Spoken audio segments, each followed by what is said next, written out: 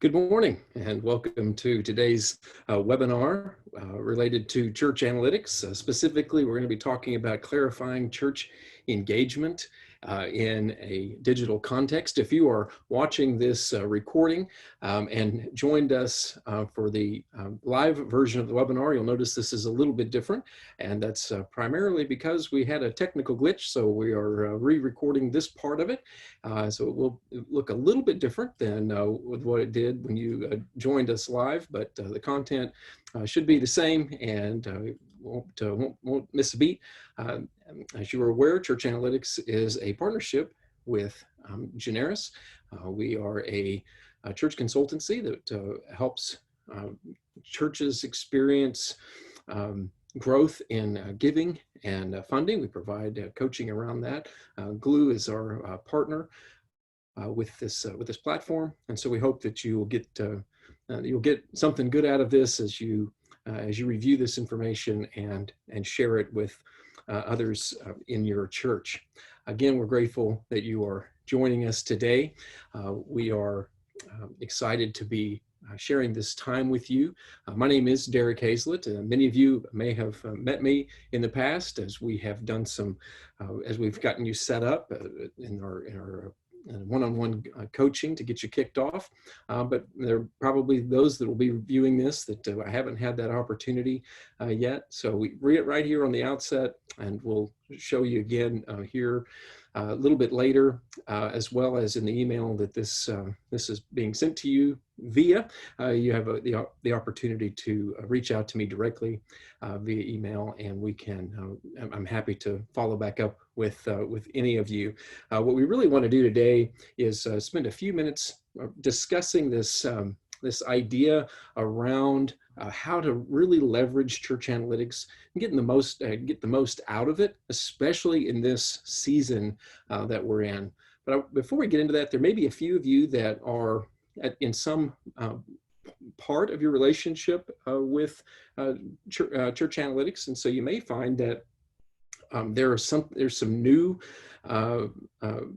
experience that you are unfamiliar with in the original version versus the new version. So I'm going to stop sharing this for just a moment and dive into the platform to give you a sense for what you may or may not have been seeing here recently.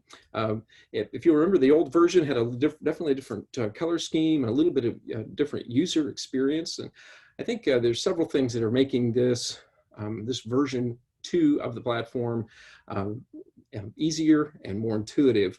A couple of ideas. One, how the bar that includes your locations, your funds, and your date range stays as you scroll through the page, and that applies to each page in each report area that you're looking at. Also, you have the ability here. If you remember, they were on the sidebar before.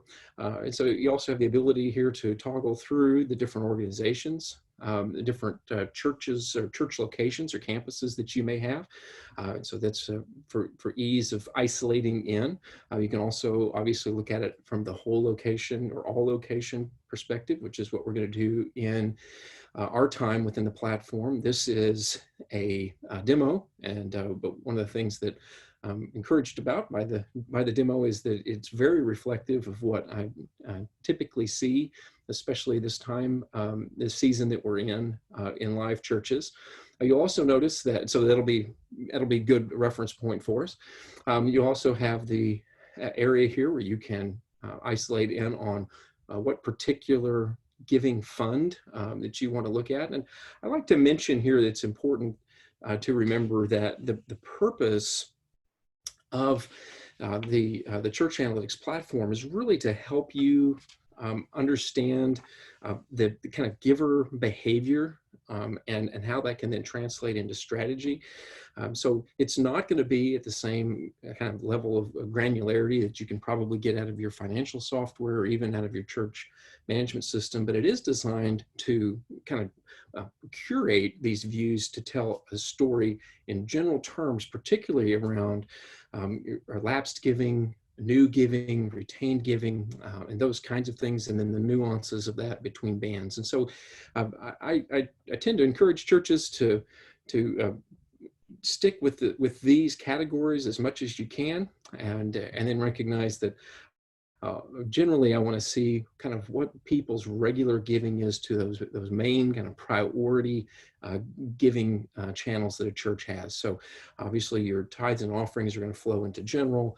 You may have started a special kind of COVID missions fund for this season.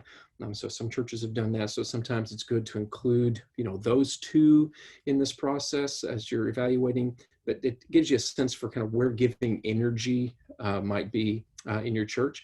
And I think one of the other things that came out in version 2 that we're really excited about is this ability to not only toggle between a 1-year view in a trailing 12-month perspective or a calendar perspective, but you can also now look at it by quarter, by month, or even a custom view.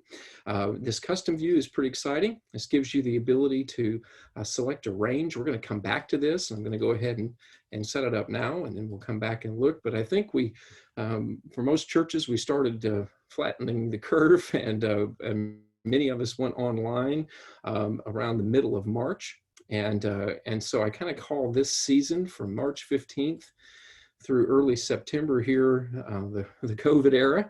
And so you can set that up, and then your giving will be reflected in just isolated just in that period. So again, we'll come back and see how that plays out when we get into a little bit of a deeper dive in just a few minutes. But just wanted to give you a sense for what the new version of the platform kind of gives you the ability to do. You can also at any point go into the little fella here at the top and click on the admin section to add users, to shift your funds around. There's also a 9 box available up here that gives you access to the broader, what they call the GlueX suite of services, where you can get into insights and assessments and network and surveys and that kind of thing.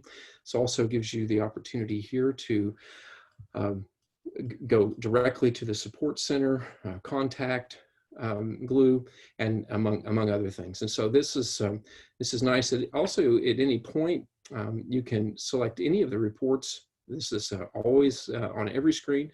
You can go up here and toggle between reports, as well as go into the Explore Data section when you are ready to do that. And so again, you can come back to any of these places from the top. Here we go. There we go. Or you can always hit this on the top left and go back out to the thumbnail view.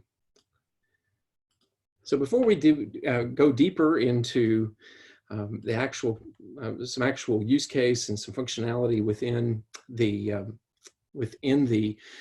platform as it relates to kind of taking a deeper dive, I want to set just a little bit of context around that. And so today, kind of the big idea for the time that we have is this idea that giving data that you see reflected in church analytics that your church has access to is the primary engagement metric that is available to us right now.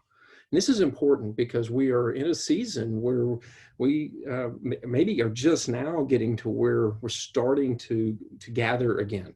We're starting to see some people come back. I'm seeing on the high end about 60%. Some churches are seeing as up to 60% of their people kind of back into their pre-COVID attendance. But there's still a heavy emphasis on the online experience. And so it's hard to get a feel for engagement and participation right now. And even though we've shifted to, counting views in our online experiences and how many people are engaging with us in, on Facebook or what have you, that's still a tough number to really get our arms around. And it's not, one-to-one. I do have some experience with some churches. They're doing kind of registrations, and you can reserve your seat to come back to try to manage the number of people to maintain social distancing and health protocols. But that's still, though it tells you who is coming, it doesn't tell you generally who is participating beyond those registrants. And so getting a sense for who's kind of staying plugged in with you is difficult right now. And so the idea is looking at giving through the lens of engagement helps you have another perspective on who may or may not be sticking with you through this season. So one of the things I want to go back here. One of the things I want to just use to kind of set the table before we dig back into the platform is this idea that the right data points provide clarity. So again, I can count the number of views and try to figure out, well, they stayed for a certain number of time, and maybe there's 2.5 people per, device, and trying to get some idea, but it still doesn't give you a really a one-to-one perspective on your engagement. And I think the other piece that provides some unclarity is that I may be looking at, let's say, top line giving, for example, but if I was comparing top line giving with kind of the number of attenders, that's kind of gone out the window. If I'm trying to gauge online impressions and correlate that with the number of people who are attending, that can be deceiving and not provide a lot of clarity. Or if I'm just looking at the top line number, for example, for giving, and it's been stable, but we're going into budget season and we're still not sure. For many of us, if they're on a calendar year, you're thinking, I don't know if I can trust that this can hold, and our budget teams and finance teams are wrestling with those things. And many of you may even have experienced what I've seen in many churches where March, April, May stayed pretty strong or stable in giving, and then we felt a June, July dip, and maybe even that may have been a combination of summer slump, but it also can be some maybe online fatigue. But as we've seen churches begin to thaw and reopen, even if it is limited, we're seeing August and September giving maybe come back up. But what's behind that? What's underlying there? Is it fewer people giving more? Is it just a lot more people participating? And you may have some access to that, but I think Church Analytics really can paint that picture and give you some clarity, maybe in a way that you haven't looked at it before. And I think one of the key elements related to recognizing giving as a good data point for clarity is that, again, what I said a moment ago, recognizing that giving is engagement. We ask all kinds of questions in our church, and as we're planning and as we're thinking about what's working and what's not working. We have revenue priorities. We've been structured and staffed for a certain way of doing church, and will that continue, or will we need to change that, or right size, or adjust? What kinds of questions are you getting, or are you asking now that you weren't asking before? Are there some competing attitudes or philosophy around giving right now that could be providing some interesting conversations? Is it how long should we ask for money in an online environment? We've probably, many of us have seen loose plate offerings evaporate. That kind of impulsive giving that happens when people the plate's passing in front of them, and they put something in because they're there and they're thinking about it. But now we're probably not passing the plate. There's likely a box in the back, even if you are having a live service or in-person gathering. And then are we engaging people that are kind of on the peripheral who are tuning in? What does that offering moment look like? And is it easy to give, even impulsively? What is our text to give strategy? What is our How easy is it to participate, and are we giving people enough time? When are we doing that in the service? So all of these are ways, are things to consider as we're thinking in terms of giving people the opportunity to kind of register their engagement or invite them into that, or how much or how little they are engaging with the ongoing mission and ministry of the church when it's in more of a virtual scenario. What is this information telling us that may be confirming or challenging current assumptions? Maybe we have some ideas about how big an impact this has had on the economic condition of our people, or even beyond that. Are folks staying with us, or are they beginning to pull away? What information may be missing from the conversation that could impact some of the decisions that we're going to be making going forward, relating again to deciding what the budget should look like for 2021. And so, what can we glean from the platform to begin to help us understand how people are engaging with us? Knowing that it's a hand raise, understanding that giving is somebody telling you something, right? And so when they begin to give, it tends to be kind of a lagging indicator. They've likely begun engaging with you.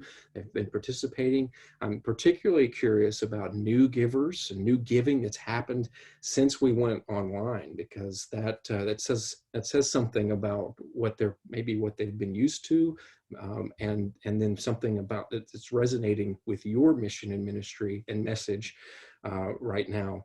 And so, are we listening to that hand raise?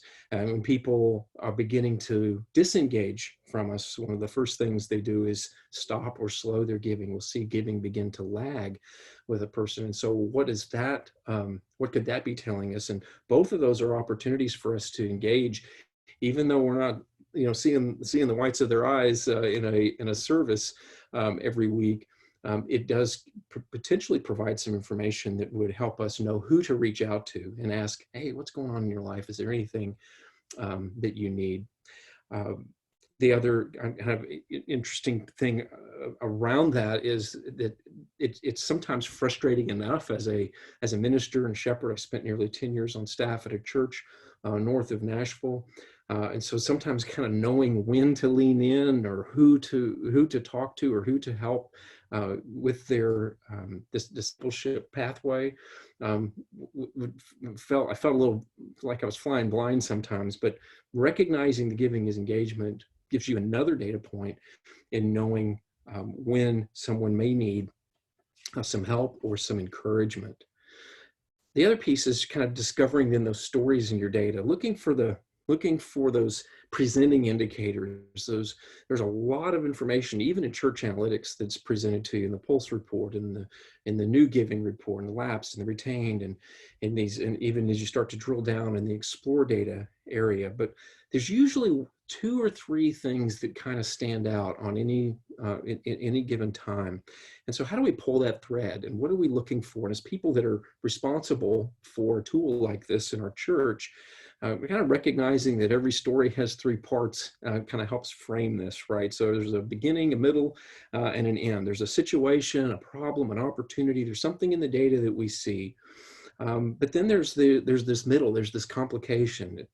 If this doesn't change, or if the story this is beginning to tell goes unresolved, there could be, a greater problem, or there may be something we need to do about this. And then the end is really the solution. It's just, it's getting to the root and says, okay, this is what we see, this is what it means. And if we did X, Y, Z, or tried this, could we affect how this story will end? It puts us in a position of being able to not just explore, but also explain, where we become the data Sherpa in a way, a mentor of the data story, where we can be reactive with what we see and say, okay, whoa, we got, giving's way off, or we're seeing something, we need to do something. So you can sound the alarm, or you can be proactive. There are things here that if we're not careful, we may, if we don't do something, we could fall into a challenge, or if we did more of this, it could have an effect. And then sometimes there's this predictive piece that says, I'm seeing a long tail here where there's a potential for a real encouraging result or a potential problem. And so, kind of understanding that as our role, discovering those stories, pulling that thread are all important elements related to understanding that the right data helps with clarity. I think the other piece is this idea of what I just mentioned, is this identifying kind of what those key moves are for the most impact. There's the internal piece where I can evaluate processes and practices and pathways. For example, if I'm seeing a lot of churn or turnover between new giving and lapsed giving, or people don't seem to be staying with us and becoming retained, what might that be telling us about our discipleship pathway, or how easy it is for people to move to deeper levels of engagement and stay attached? And then there's the external element of that. Are we communicating in a way that's kind of one size fits all, or more made to order? But there are a lot of motivations and attitudes and experiences that people bring with them to the giving decision, and these journeys are different. For impulsive givers, these folks that maybe are in that category of giving less than $500 a year, somewhere in there, are there any friction points? I mentioned a minute ago, do we have text to give? Is our app easy to use? Can I pull my phone out and make a gift within 10 seconds? Those are the kinds of questions that we should ask related to even new giving acquisition right now. Removing friction can be an easy way to motivate impulsive givers, because they can be taught the power of intentional giving over time, but they got to dip their toe in the water. Cash flow and percentage givers, these folks need to be thanked, especially those that have stayed with you through this season. And they can be inspired to continue to grow and stretch. Financial leaders, the folks, many of them are kind of carrying our churches right now. They're interested in how things are going. They need to kind of be able to look under the hood a little bit with you, and for us to be honest about what we're seeing and how revenue is flowing. And they're definitely almost always willing to accept a challenge to help. But focusing on these things and what can produce a quick result with implications for longer term impact can be really important, especially in a season like we're in. So let's go ahead and, oh, here I go again. Let's go ahead and take another look at Church Analytics, and we'll come back to some next steps in just a second. So I'm going to come out here and jump back in to the platform. We'll just take a few minutes here and kind of model what I just walked through with you. Again, you'll have access to this, and hopefully within the email you'll also have access to the slides. But for now, what I'd like to do is just do a general tour and give you a sense for kind of how I would look at this. I would always start with the Pulse report. And this is really your baseline overall picture of the church. And so what I've got it set here for 1 year. I believe we have it from trailing. I'm going to go ahead and leave these funds selected because this is demo data. And we're just going to kind of look and see what we see here. So first thing, as you're looking at the donor pyramid, you have your givers on the left and your giving on the right. I'm looking to see kind of how each of those strata or giving bands kind of play out. You see about half of this, around 46% here, are giving 500 or less, but the rest of the givers are reflective of their bands, and pretty typical from what I see. One thing that does stand out to me is that you have a little higher percentage of your large or financial leader level bands that are contributing pretty significant. Around 20% of the giving is coming from folks that are in that 50,000 again or more. And again, this is demo data, but I am seeing some of these trends in live data as well. So for our purposes, if I'm looking at this as a church, if you and I looking at your church and I see something like this, I say, okay, this is an interesting data point. It's just something to consider. This is a little bit disproportionate to what we typically see at the very top. Although to see 50% of your giving or so coming from these top three bands is not would not be unusual. But one of the first things that jumps out maybe when I'm looking at this period of September of last year to September of this year, this 12-month rolling, is the growth in giving. That's a really nice trajectory after a slight dip in 2018, 2019. Now, this includes the COVID era. So you're like, wow, so this is really strong. So as we dig below the surface, so if I'm just looking at the top level, I might say, well, wow, we are, man, we're doing great. And, current course and speed, we're going to be fine. In fact, let's raise the budget for next year. We may or may not want to do that as we dig below the surface a little bit. And one of the first things that I notice is that even though this top line growth is really encouraging, when I look at my total giving families, I'm seeing a little different story. And again, this is what I'm seeing. Generally, it's probably something you'll observe in your own church's data, and that is, even if giving has stayed flat or grown slightly in this season, we are seeing some attrition or some decline or contraction in the overall total number of giving families. And so, where is that, biggest delta? Well, it appears that our families who give over $500, these would be more aligned with our kind of core committed families. Most likely they're going to be retained. The majority of these folks they've stayed pretty flat. So actually we've only seen about 10 people drop out of that. So the real dip has happened in those that give less than 500. And that would be reflective of the casual attender or the impulsive giver not being able to engage in the same way that they were when we were having live services, and it being easier to avoid the giving exercise in an online environment where there's no visibility, there's no plate passing in front of me. So the good news is, again, the total number of families giving over 500 has basically stayed intact, but they're having to give a significant more. Their average is much higher than the year before. So one of the questions that would lead, as I'm thinking about whether that 11 million is something I could count on, is there a potential tipping point?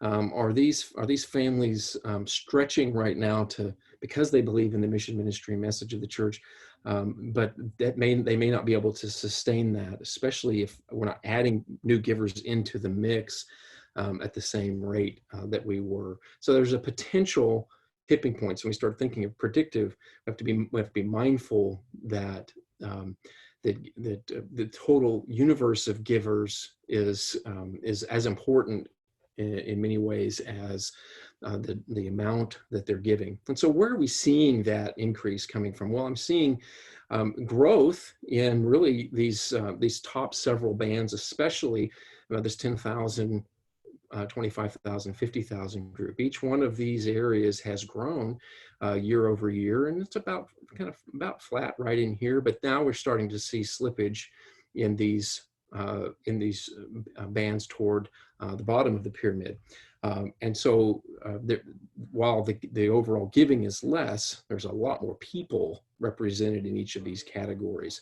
And so that would indicate that our financial leaders and our core committed people are staying in, and they're increasing. They're giving. Some of this may have even been some movement.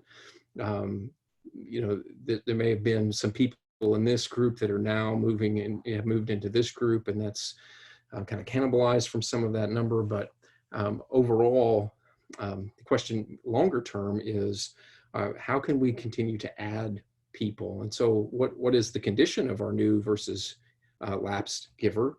And in this particular example, and one of the things that's important to note is this what I call churn here is, am I going to be able to kind of keep up the pace? And so we've been adding 1,050, 979 But then this current 12-month period, 668. But I'm also seeing an increase over time of lapsed givers. So the churn is starting to overtake, the lapsing is beginning to overtake my new, to where I'm starting to go underwater a little bit between these groups. And it's difficult to win the war of attrition through acquisition anyway. But when you add a significant decline in new givers or attracting new people, if this is engagement, then that could be a challenge for the future. So one of the things that I want us to kind of consider, and what you can do in your church, again, as we're looking for clarity in this season when engagement is difficult, is let's see if since this is a full 12-month view, let's see if that's reflective of what's happening in this kind of current season. And if you remember earlier, okay, it looks like I'm going to need to redo this. So I'm going to come in, I'm going to find the COVID date range here. All right, and then I'm not going to look at previous period because that's comparing this 6 months to the previous 6 months, and that would include December and all that. So I want to look at March to September of this year versus March to September of last year, and just kind of see how we stack up. So a couple of things that we'll notice here on the top line is that's what we kind of saw on the first graph, right? When we looked at the full year in review, there was an increase. Now, this is not as steep an increase as we saw in the overall, which tells me there were probably some pretty large year-end gifts. There was some there was like 1 million plus more than the year before, and we're only seeing about a little over 200,000. But the interesting thing about that, or the good news is that within this period, my giving has done what we know it was doing. It's held, or it's grown a little bit. We've kind of rode the wave, but we've stayed where we needed to be for the most part on revenue. But I wonder if that's if we're seeing some of that giving unit shift. And boy, sure enough, so total giving units is reflective of what we saw overall. However, your core givers, your families giving over 500, they've stayed pretty flat. We've only seen a little bit of a decline, just a little bit of slippage there. The majority of your difference is going to be with those more peripheral families or impulsive givers. So again, same thing. We've got fewer people giving more right now to sustain us. And similarly, down in the bands, we're seeing kind of growth in these top four, and then we start to see slippage then in the bottom bands. And when you get into a custom range, looking at new versus giving, the water gets a little bit muddy because, again, you've got a lot of year-end giving that's reflected in this. They're considered lapsed for this period just because they haven't given, but they may be active givers because they're one-time-a-year givers or big year-end givers. And so I don't spend as much time on this part of it in a custom view, but it does tell you a pretty interesting story in these top levels. So a couple of things that kind of jump out at me with this, that I would, these 2 or 3 presenting indicators, is kind of the condition of my retained. I'm going to go ahead and move this back to that 1-year view, just so that when we get into some of these other reports, it gives us a little cleaner view of things. But I might want to jump over and look at these new. We are adding some new people, and so I'm kind of curious about what that looks like. And so we have a similar look from the Pulse report, just isolating in on the new giving families. The majority of those new giving families are coming in at under 500. However, we have seen several of our new givers come in these top bands over the last 12-month period. And so this is an opportunity for our ministry leads and our church staffs to kind of look at this and go, these people may not be new to the whole church thing. It could be that these are some people that are coming over to us because maybe their church didn't continue with an online, maybe they shut down completely. I've actually heard some anecdotes about that happening, but your church is still going strong and still, reaching and doing a lot of ministry, and that's attracting some folks who are bringing their bringing their giving with them. But this is an opportunity to kind of get to know these 19 families in here and just kind of hear their story more than anything. Otherwise, it can take to just allow that to grow organically, especially in a circumstance where we're very virtual right now, or will remain in a hybrid for condition for a while, just to reach out to these families and say, hey, we are grateful for you and just curious about your story. That's helpful, as well as to be, keying in on these folks that are kind of dipping their toe in the water with you for the first time, to make sure that those gifts are acknowledged and that we're paying attention, especially timing wise, if they've begun this process with you during this online season. So you can kind of then see kind of how they are, how this has dipped a little bit and begun to affect their overall contribution of new giving over time. Another view, so that new giver piece, we saw a lot of a smaller amount of those folks come through over the last 12 months, but I'm kind of curious about maybe my retained givers. And let's take a look at those and see kind of how they're shaping up. So again, a lot of those families that are over 500 are reflected here. You've got 1,279 of those families we looked at on the first page were likely that are contributing at a high level. You see, 10.7 million of that, over 11 million that was given was coming from that 500 or more, and so the majority of that is coming from your retained families. You're seeing a slight decline in your retained givers from year over year. However, they're kind of overperforming year over year as well. So again, that's reflective of kind of what we've seen, how we've seen people kind of step up in this season. And so the last thing I'll leave you with is, again, you start to pull this thread into something actionable, and that is when you get into the Explore data piece, and you can begin to kind of drill down a little bit more and say, okay, well, let's take a look at our new givers. I'm going to go ahead and make that just a little bit more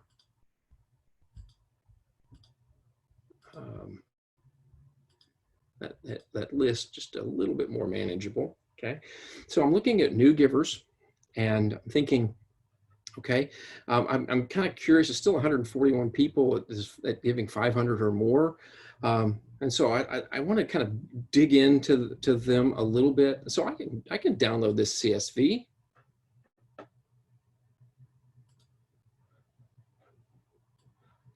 And then I'm going to stop sharing for just a moment, and I'm going to show you what that produces. And so what you're looking at is basically the spreadsheet that download CSV produces. And now I've done a little bit of work here in highlighting a couple of sections just for ease of conversation, but you can see the giving bands that we've selected, and we're looking at new and the range. So it's pretty close to what we were just looking at. And so I've got a couple of sections here that I would kind of want to rally around. I'm curious about these folks that have started with me pretty recently, and many of them, again, in the COVID era, that have come in really strong. And so these are people that I would want our ministry leads especially to reach out to and just hear their story, just find out what's going on, encourage them to continue. I've got a whole nother section here that are new, and this 1,000 to 5,000. Again, that's a good range for people who are likely giving a little more intentionally, maybe even, again, percentage giver or cash flow giver. So what is their story, and how can we help them move into a deeper level of engagement so that they're not part of that group that would lapse on us eventually. So similarly, we can do the same thing as it relates to our lagging. When we start looking at lagging givers. So to find lagging, I'm going to go back into the database for just a second. So now I'm going to go ahead. I'm going to hit the retained list. Now, again, if I look at lapsed, lapsed would be people who are no longer, they haven't given for 12 months or longer. So to kind of find out who might be at risk, I'm going to look at my retained list, and then I'm going to sort this by the most recent, kind of the most current giving, so that I can get a sense for who's kind of still with me, who's showing as still having given something within the last 12 months. But that could have been last October was their last gift, and they'd still show as retained. So I'm going to drill down on that. So I'm going to hit that download CSV again. And because I want to look at this list with a little more detail, because again, it gives me an opportunity then to, as a ministry lead, to ask some questions related to kind of what's going on in your life. So again, when we're thinking about engagement, so here's my group. I've isolated in on these bands right now, and looking at retained, and then I've sorted by their last gift date. Now, I've got a handful of folks of that 1,000 or so that we just saw in the database. There are a handful that were last fall, so they stopped participating before all of this happened. But then I've got a whole section here of people that that gave in December. And so one of the questions that this is kind of helpful to do internally is just kind of, what do we know about these folks? Do they tend to be more of a year-end giver? They may not be lapsed or lapsing, but or at risk of lapsing, but they may just give again once a year. So do we have some other connect points for or engagement metrics on Jason Harris, for example, or Joseph Jacobs? Are these folks still with us? They just haven't, they just only give once a year. So kind of digging into that a little bit can be helpful. This other group that I've highlighted, this yellow group is, and again, I did this highlighting just to give you a sense for how you can start to use these tools. This yellow section these are people that gave in 2020, but their last gift was before we started flattening the curve and we shut down services. And so these are some folks that it's not a bad idea to reach out to and follow up on. Now, many of them probably have been followed up on, but there could be some folks that have kind of slipped through the cracks that they're telling us that they haven't stayed with us at least on the giving side. And so have they been negatively affected economically? Have they just disconnected, from the church? Are they doing okay spiritually? Those are the real questions here, much more than in trying to reactivate a gift. And then I've got a whole section here of people in kind of green that have stayed with me throughout this season. They've given at least once, and many of these people more than once in this season. And so that's a group that we need to thank, that we need to check in on and lean in on, but more than anything, just to let them know how grateful we are that they have stayed with us. And so I think these are just a couple of things that help us take a look at our giving through the lens of engagement, to provide some clarity in a season that we're in that is sometimes hard to find clarity and understand how we can use this information to really make better decisions, and even in very unprecedented times. So I thank you for the time today to take a look at this, to go back through this. I believe it's reflective of what we talked about in the live version of this that we did earlier. But I did want to also just take a moment to let you know that I am available, and you'll see that in the email as well. But you can, I'm happy to schedule another follow-up call with you if it would be helpful, and you can reach out to me, my email address here. If you have questions about the way that the information is reflecting in the database, support at glue.us is your partner. Or if you're curious about some of the other the other areas that are parts of the GlueX platform, whether it's insights or assessments or what have you.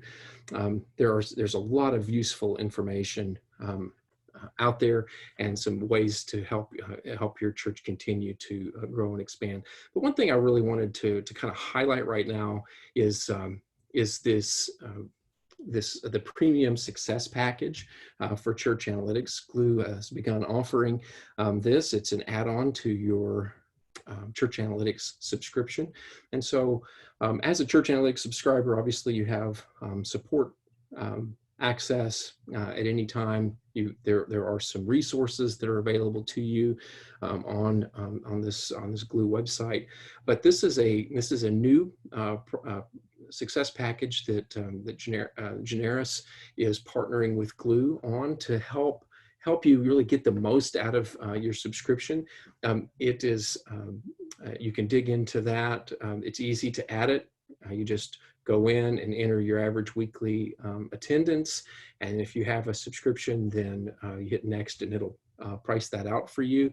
But it gives you access to on-demand coaching and support with me or one of my colleagues.